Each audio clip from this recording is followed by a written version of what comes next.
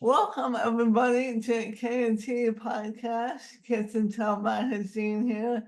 I'm Dr. Jenny with my co-host Dr. Sabrina, and today we're going to talk about vibe, as I've been told it's called, when it comes to online dating and all the different generations on how they handle it.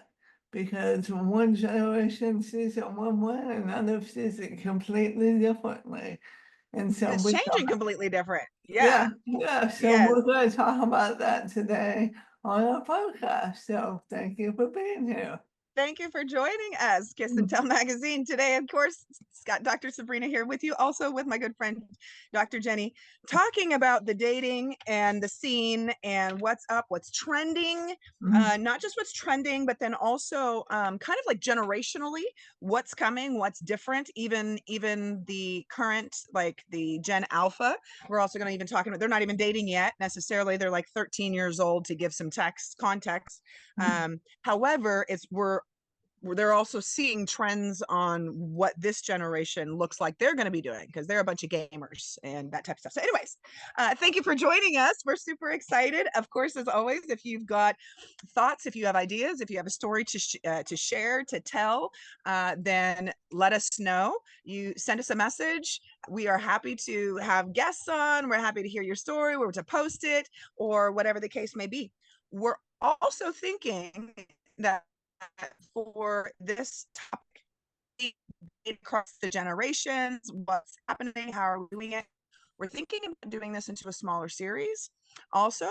So we haven't recorded that yet. We just came up with that idea. So if you are in the younger 18 to 20, young 20s, if you're in that generation, if you're a 30-year-old in that generation and dating, if you're the 40s to 50-year-olds and you're dating, even if you're 60 and older and into that fourth generation of our boomers, then let us hear from you if you might want to be on the show, if you have something to say about what dating looks like for you and wherever you're at.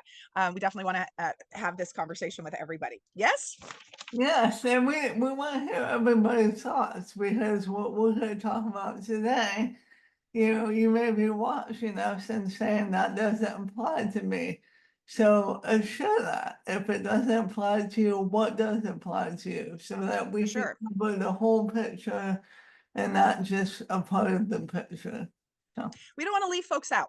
Like but that's we know, what has kind of happened or seems to happen in a lot of these types of things, or if it's an article right. or is something that you see, it tends to focus on whoever's the younger Right. age of folks that might be that they think are dating. Gen X has ushered in a whole wave of people that are dating, older dating, Mhm. than ever before. Like, and Jen's kind of led that, which is my generation. So that's your, depending on who you ask, that might be your 70s up to 81, or that's your like 78, 1978 up to 92 or something fun like that. So everybody's kind of got a different little thing, but it's my age group in the 40s and 30s and even into 50s that Right. is actually kind of leading the online dating situation still, which is Mhm. I think a lot of fun. So anyhow, yes, we're going to be talking about all of this. So I'm ready to jump in unless there's something that you've got. I've got my little notes, I've got my pictures, I got my things. I'm You ready got when you're ready. Okay. So I've got multiple statistics. I've got multiple things that I've pulled from. This first one is a Michigan State University study. So this is college students. And the average kind of age then is between 18, topping off at about 23. So this is really the young, folks Mhm. dating. And I think who most of us think of when we think of active dating. I think a lot of us even, you just assume that that's the age group they're talking about, even if you're still single and you're 45 years old, right? Right. So again, this is college kids. This is at Michigan State University. Out of the people that were polled, it was 59% went by she, her, 35% he, him, 6% other. So other could be pansexual, bi, LGBTQIA, any of those fun things. What was interesting then, 63.2 hetero, 21.6 identify as bi, and then that leaves the 15% as the LGBTQIA fam. Out of this group, 72% are using dating apps, which that's not shocking to me. That's pretty much the majority of everybody. Just what is that? A 3 out of 4 people are almost on dating apps. And the main ones I want to talk about, because this has also changed, of course, but there's been some oldies but goodies that have stuck around. So when I first started out, again, we're going to talk a little generationally, because it is my generation that started with all things computer, right? So I was the one sitting with it, AOL, you got the disc so that we could get in these chat rooms. Like when chat rooms were open, a thing, anybody all over the world, girl, I was on them shits, like constant, steady. And so then for me, the ones that I went on, and this is when my age, when I was when I first started using these apps and stuff, was about 22. And then this is when some of these apps just started coming out. So back then, Plenty of Fish. I wish we had thumbs up. This is where I wish this was live, because that should be nostalgic for some of us. Plenty of Fish was like one of the first ones out. And I'm happy to report it's still one of the major players out there, which I think is fantastic. So Plenty of Fish, Planet. It is right. Like I was like, go Plenty of Fish for POF.com. Let's go. So I'm rooting for you. You've been around for a minute. I appreciate it. Black Planet is of course I'm mixed in different generation, or rather different races and things, just like there's Christian mingle, or there's different stuffs for different groups and things like this. So Black Planet, that was my joint. Like I back then met tons of people online. I'd go fly to people. Like it was never anybody who lived near me. So I went and flew at the time I was living in California. I flew to New York. I flew over the place. I had a couple of people come visit me and come fly with me. And this was all when it was just kind of new and out here in the streets. So Plenty of Fish. Zeusk was also one of the originals. It's still out there and active, and actually one of the top, which I think is amazing. And then we have OkCupid. That's been around for a hot minute. It's still it's still out. It's still one of the number ones. And then we had the ones that I expected to see, which was eHarmony, Match. Those two in particular have been around, I would say, the next longest from a legitimate perspective. So Jenny, I don't know about you and what your dating situation looked like, or how much of the online thing you did, or whatever's, but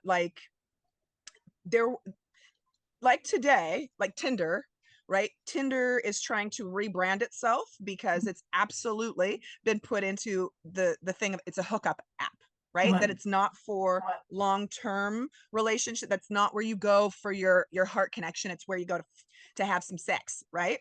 So they're trying to actually change their image. We're going to talk a little bit more about that. But unlike the hookup apps, Match and eHarmony, in my opinion, right? They were one of the more legitimate ones that was trying to establish itself as a science, where it took 2 hours to, fill out your profile and to get your information. Did you do any of these apps, Jenny? Were you in on these things? No, I was lucky. The only thing I did was the AOL chat rooms. Yes, talk to so much people. freaking fun. I did so much ridiculous things in these rooms. It is age, sex, location. Anyway. Yeah. No, so. I met my husband. I met my husband. He was one of my customers at the job I worked. And okay, I met my husband on Tinder. Yeah. So I'm a little statistic for that. Yeah. So I'll talk a bit about that as well whenever I get to that part of it. But so I met mine on Tinder, which then that is number one to state in particular, and also just for this age group, is that the majority of them use Tinder. And The other ones, the other runner-ups in this case, and for this age group and for Michigan State, right, it might be different geographically. Bumble and Hinge, which Oh, I know about Bumble as well. I don't know about Hinge, so I feel old on that one. So now I've got to go look it up. Bumble and Hinge, yeah. that if they had either of those apps, then they almost always use Tinder. So Tinder seems to really be, and then there's Grindr, of course, which is not affiliated, but it's for, you know, gay folks and our friends that tend to use more of the Grindr. My friend, yeah. Anyway, yes. No, So that's also known for being a hookup app as well, but within the gay population and our gay friends. So the biggest kind of rundown is Zoosk. We've got Match and Eat Harmony in there, like I said, that's been these like kind of holding out for the old school folk. Okay Cupid, Tinder, plenty of fish, but now we've also Happen, Bumble, Hinge, and Bark are more, and League is more of kind of mainstreams. And we also know tons and tons of, like I said earlier, specialties. So there's Christian dating, and you know, there's pagan dating, there's Black and Asian, if you want rich men or women, if you want cougars. Some of the apps these days, and I'm going to get back to my statistics in here just a second for Michigan State, but what I did want to say is some of these apps are how do I want to use it, more generational, that the newer or the younger daters, however we want to say that, they're much less concerned about age. So the better way to say that is they date outside of their age much more. And right. so to talk about the cougar idea of apps or and things like this, those used to be specialties. They still are, but they're becoming less and less of a specialty because this new generation of dating really is about authenticity. It's about Mhm. values lining up, future goals lining up, and doesn't care about age. Also, like Tinder, since I was talking about them, they're revamping their whole image because they're trying to move away from the hookup culture. No, Majority of those were the different apps that were thrown about that folks are using. Again, Bumble and Hinge, that if you have that, then they almost always had Tinder as well. So the switch that's also happening then for group, oops, that was my the group then that's also happening is, as I started to mention a little bit before, when we had this idea of dating, and at least even with online dating, it was to your forever person. Yes, you know, for the most part, right. I think it's to move in that direction, at least for people. But then, like I said, there was this switch over that happened right around when certain apps came out a little bit more, of where this hookup culture has become much more prevalent, or that we're talking about that more, and swiping left, and it just being about looking at a picture, you know, versus getting to know the person. But And the so chemistry was more important. correct, Right, right. right. And then Match and eHarmony, they came along though, and they were trying to make it about, you know, people. Again, Mhm. it's a 2-hour process if you've ever done any of those, versus Tinder. What I appreciated the heck out of, even at my age, at the time that I was using it, was I've been on these dating sites and these apps for a hot minute, like Mhm. literally since they came out, right? And so for me, it was like, I'm so sick of going in and I want to meet people, but I would have my inbox ridiculously full, where it was insanely overwhelming, and it was never with people that I was actually interested in. And if so, it was like digging through a haystack. And I was like, there's got to be a better way to minimize access. And so when Tinder came along, and this is also one of the reasons why it's not just hookup, lots of people do use it for other reasons, but kind of ashamed to say it, I'm not, which Mhm. was, it was 4 sentences for your profile. Mhm. 160 characters was all it was. It wasn't 95 questions in which I was sitting there answering all of those, still getting BS. So Mhm. here's the one thing that I will say about the Tinder is it's 4 sentences. So you pretty much just put exactly what you want. I'm here just to hook up. I'm here to meet my forever person. what's your number one quality, right? So Right. college kids, they appreciate this. That's kind of the way that they're working off of, but they're now moving into that they want the more story of fairy tales. So I started to say with Tinder, this is going to go into this MSU study still, is they're switching from hookup culture and swipe left, swipe right talk of where it's kind of dismissive, Mhm. not personal, right? Like that's not a, are they cute? Are they not? You know, bye. Like that's it. They're trying to move into a new version of storytelling that's actually kind of Jungian, about like the hero's journey, where Right. they're wanting each of the folks that are going to create a profile to be the hero of their own story.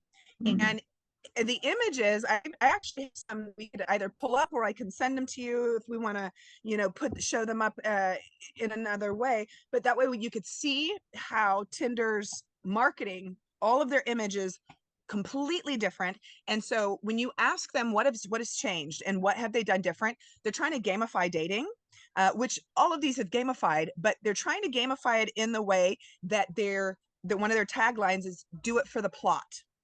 So swipe left to do it for the plot, not just to dismiss the person, but it's because you could be your hero in your own story. So it's doing it for the plot would be like, you know, do it so that you have a good story to tell. Do it so that whoever's following your life story, you know, that they'll be interested in reading you as if you were reading it like a book. All the imagery, and they're doing it on purpose, is to very much look like fairy tales. And in fact, when they asked and did the study or did research with the new marketer that they are using, it's exactly that. It's to use images that look like a happily ever after, Mhm. and the coloring, but it's also for people who are uniquely authentically themselves. And so it's never just a regular, whatever that means, Right. regular looking couple in the way that they would have marketed before. I'm meaning regular, not using interesting filters, regular looking people that even if it were a interracial couple, let's say, Mhm. they still dressed within whatever society's norms were. That's not the case these days, because society's norms are being blown out the water, you know, Right. with our last few generations, pretty much after the boomer generation and the silent generation, you know, Mhm. things have really gotten shooken up. And so they're really trying to create these fairy tale. It feels very Disney, and so these pictures, very vibrant, interesting outfits. Even some of it, some people may say is their normal dress, and I totally get that. But then they're amplifying it just a little bit, right? They that if there's any sort of quirks or anything that seems interesting about the person, and it could be complete bullshit because it's marketing. But they're playing up to people's quirkinesses, to people's individualities, to their authenticities. And so this is the move and the drive almost to sell a story, because getting back to Michigan State, out of 72% of all of their people's using these different dating apps that were dating and all of this, is 61% says that it's a negative effect on dating culture, these hookup apps, and they're kind of Yeah. over it, I that was they're wondering. tired of just, yes, that it's that they feel 61% feel that it's a negative impact on the dating culture. Mhm. And so there's a stigma of these dating apps. And even though so many people are using them, even though loud and proud some folks like, heck yeah, I'm on Tinder, heck yeah, I'm on this and hooking up, well, who gives this crap? There's still the stigma that it is hookup culture, and students believe that their peers believe that virginity is passe and that monogamy is prudish. Oh. Again, very different than the generations before us, right? Like that's not at all what was taught. Of course, I'm going to say us as in Gen X. Right. A lot of that has gotten changed, right? A lot of divorces in the eight, like that wasn't happening on a whole new level, where again, my age group is out here dating in force and making up the larger of the dating force, which is kind of bananas Right. these days. But that virginity is passe and monogamy is prudish. I totally get it. And at the same time, How can you have both? How can you virginity be passe and monogamy be prudish?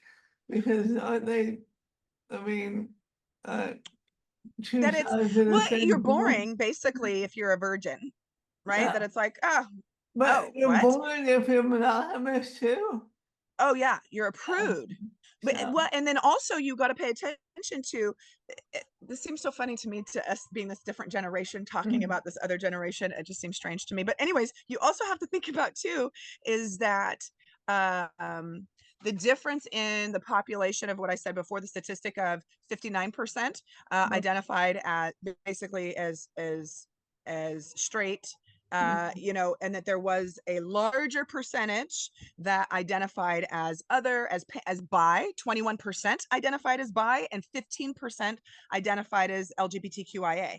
So that leaves 15, 20, some change, right? 36% of folks, if not more, that weren't present in such a loud way previous generations either, where bisexuality is absolutely becoming the norm.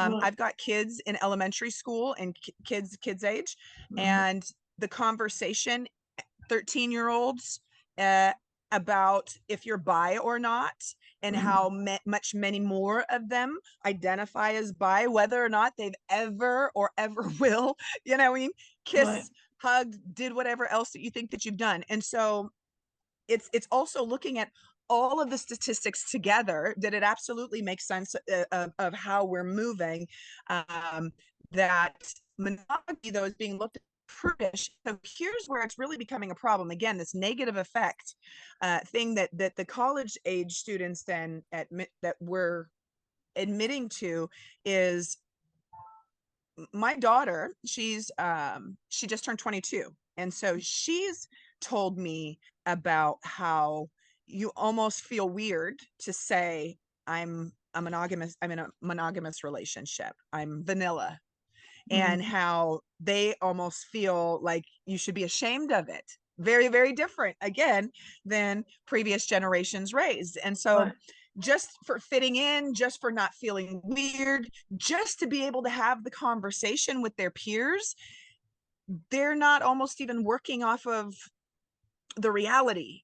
right, It's, again, it was the stigma of students believe that their peers believe, even though that's not true. Do you see what I'm saying? So I right. think So it's they're, super, they're, they're going by the, society's, method of spewing right. And not instead, even what's real, not even what's right, real for right, them. instead of how do they feel versus Yes, what they're exactly. being fed, Exactly. And right, they're rebelling. But at the mhm, same time, they're still compliant, right? Like they're still trying to right, play the game, feeling super awkward about it. You also have to think about, again, from a generation perspective, this is my daughter's age range that we're talking about, that is the majority of the dating, and you know, that a majority of a lot of these apps and stuff like this.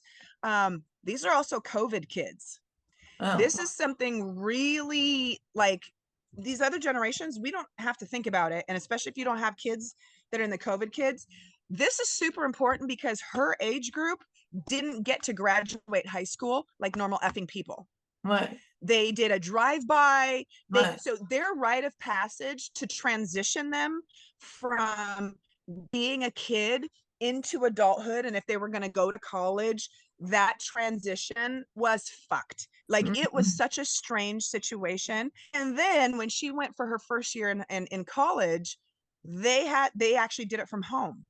mm, We did their first year from home because they weren't allowed to go on campus. right, So then when second year came around, so my daughter is a college student, but never, she didn't get the real high school switch. So she didn't really get right, that transition. And then, so it's really important to remember that these are also COVID kids, right, because the socialization, their right, schooling, entering into college, dating, being around other, mm, for 3 years, you're told that everybody is Satan, and that you can't breathe next to people, made right, everybody scared of freaking people, made everybody right, scared to, you, right? So We also have to consider that has massively changed this, and especially when I start talking about the next generations and how they're not doing online dating. They want to meet in person. They're doing first dates virtually.